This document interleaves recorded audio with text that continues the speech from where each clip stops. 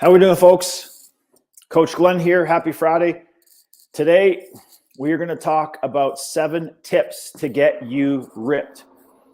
Now, obviously, I know as busy parents, maybe getting ripped isn't the top of your list.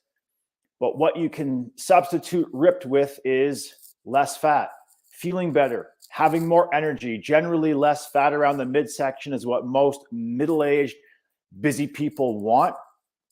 So I'm going to share with you 7 tips today to help you.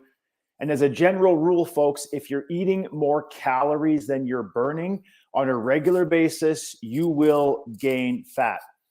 So let me jump into some simple tips that will help you melt away some fat and feel ripped. Number 1, focus on eating a little healthy fat, protein, and vegetables at every meal. Avoid carb-only meals and snacks because that will spike your protein, it will spike your blood sugar and cause you to want to eat more. So that is something that growing up, maybe we weren't aware of, but now science tells us, and it's very common, that we know that when you have a banana, even though it's healthy, or some rice, or some bread, if you just have carb-only things being put in your mouth, then your blood sugar is going to spike and rise extremely quickly, and you're going to feel hungry. So think about carbs being like kindling for a fire. They burn off really quickly, and to keep the fire going, you want to have more. So to avoid that feeling of constantly feeling that you need to eat or having those cravings, is make sure that when you do eat, you've got a little bit of healthy fat, you got a little bit of protein, and if you want to have some carbohydrates, it should be predominantly vegetables because you're going to get less of a blood sugar spike. Number 2, drink only calorie-free beverages. Water is best. Tea is also fine. So is black coffee or sparkling mineral water or carbonated mineral water. But you want to avoid all drinks that have artificial sweeteners. Every single artificial sweetener out there on the market today, with the exception of stevia or maybe monk fruit, have been linked to seizures, cancers, and strokes. So you want to avoid them at all costs. They are not going to help you, especially those sugary drinks like Gatorade, all those drinks that you see in the commercials with, pro athletes replenishing electrolytes. Most of them have a lot of sugar or artificial sweeteners, so you want to avoid them at all costs. Stick with water, tea, black coffee, folks. Number 3, plan out your snacks on a daily basis and make sure your snacks include protein. So that goes back to number 1. Do not have carb-only snacks. That's not going to help you melt away fat and feel better. Because when you don't plan for your snacks, you'll typically grab whatever you see. And for the most part, whether you're at home or whether you're at work, most of us, when we open up the fridge or we open up the pantry, we see an abundance of carbohydrates because that's typically there. And when you're super hungry, you're going to grab something that probably isn't going to be serving you just because you need that quick sugar hit, and it's not going to help you. So if you plan out your snacks the night before and you say, okay, right after lunch, I'm going to have some beef jerky and an apple. Or maybe you're going to have some Greek yogurt with some protein powder mixed in it. Or whatever it is that you choose. Next week, I'm going to talk about some high protein snacks that are convenient and easy to make or easy to grab. So you're not falling into that trap of just grabbing something that's high in sugar that's going to create, an hour later, you're going to be craving more food. So stay tuned next Friday, folks. I'll be talking about some healthy snacks. Number 4, limit condiments like ketchup, relish, mayo. And I know that oftentimes people use these on their foods, but they typically add a lot of sugar and a lot of extra calories your body doesn't need. So use herbs and spices to flavor your food. So that's number 4, I believe. Yes, it is. Number 5, limit starchy carbs to once a day, or don't even eat them at all. I mean, folks, if you're following my videos and my content the last few months, you'll realize that I'm speaking to busy parents and middle-aged adults. And we're not 20 anymore. We're not teenagers anymore. We're not as active as we used to be. And for the most part, carbohydrates are our body's simplest form of fuel. It's like gas for a car. But if you're not going to drive the car, you don't need to keep putting fuel in it and putting gas in it on a daily basis. Same thing with your body. If you're not going to be super active every day, you don't need a ton of carbohydrates. You need some, yes, but you don't need starch if you're not going to be burning off the starch you're eating. So starch would be like potatoes, rice, bread, cereals, grains, pasta, anything that is heavy.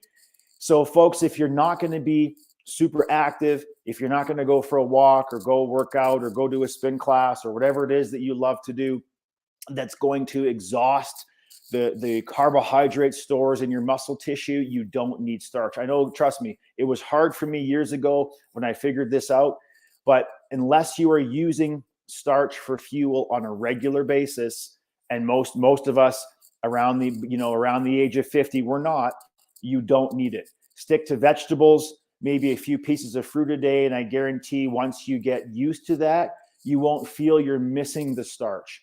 Now, I grew up on cereal for breakfast every morning, and I ate a sandwich for lunch. But that's what, little kids and teenagers, your metabolism's through the roof. You've got endless energy for days, and you're going to burn off all of those starchy carbs that you're eating. As busy adults, we sit on our ass for most of our day. We sit when we drive to work. We sit when we're at work. We sit when we drive home from work. We sit in front of the TV at night or sit in front of the computer at night. So typically we're not nearly as active as kids and teenagers, so we don't need the starch. Number 6, find healthier substitutions for foods that you enjoy, especially treat type foods. So I know for me, when I'm going to indulge with ice cream, I'm going to have Halo Top ice cream, which has less sugar. And yeah, it's got a little bit more fat, but that's okay. Or instead of having a milk chocolate candy bar, have something that's 72% dark chocolate or higher. Again, less sugar. In my opinion, it tastes better. So if you can find healthier substitutions for junk or treat food, you'll find that goes a long way. Last but not least, folks, last important tip, and this might be, in my opinion, something that has really helped me over, through my 30s and my 40s, is you do not want to eat 2 to 3 hours before bed. Now, everyone's going to be different. Some people may be good with 2. Some people might need 4. But by eating late at night, you reignite your digestive system. And your digestive system, folks, just like any other system in your body, it works on your sleep-wake cycle. And your digestive system only functions optimally for up to 12 hours a day. And so if you start eating at 8 a.m. in the morning, and you should be finishing by 8 p.m. at night, but if you're not going to bed till midnight and you're eating at 10 or 11 o'clock, that's outside of that 12-hour optimal window for your digestive system. And you end up waking up your liver and your gut and your digestive tract when they should be slowing down, and they want to be taking a break to recharge and rejuvenate to get you ready for the next day of eating. So you want to make sure that you avoid eating 2 to 3 hours before bed. And if you feel that you want, say if you have more aggressive fat loss goals or weight loss goals, then maybe extend that window to 3 or 4. So I guarantee if you follow these 7 tips, folks, you will be leaner and more ripped in 7 weeks. Plus, you're going to have more energy and you're going to feel better. So I'm Coach Glenn. I help busy parents make better nutrition choices to lose weight, create a better quality of life so they can meet their grandkids. Every Friday at noon, I come on and I do a live to share with you some health strategies that can help you be a better version of yourself and in essence make you feel better so you've got more energy, and hopefully at the end of the day your body becomes more efficient at burning fat for fuel. And that's, at the end of the day, that is the goal for all of us as we reach that magic number 50, because we all want, and we all want to feel better, and we all want to live a long and prosperous, healthy life. So have a great rest of your week, folks. I appreciate those of you that have tuned in. And if you like some of the information I've shared with you today, what I would encourage you to do is to reach out to me and say, you know what, Glenn, I have a great strategy in place but I'd like more help with X or Y or Z, whatever it is that's specific for you. Let's have a conversation and see if we can take this a little bit further to give you better results on your health journey. Have a great week, folks. We will see you next Friday at noon Mountain Standard Time. Have a great weekend. Take care.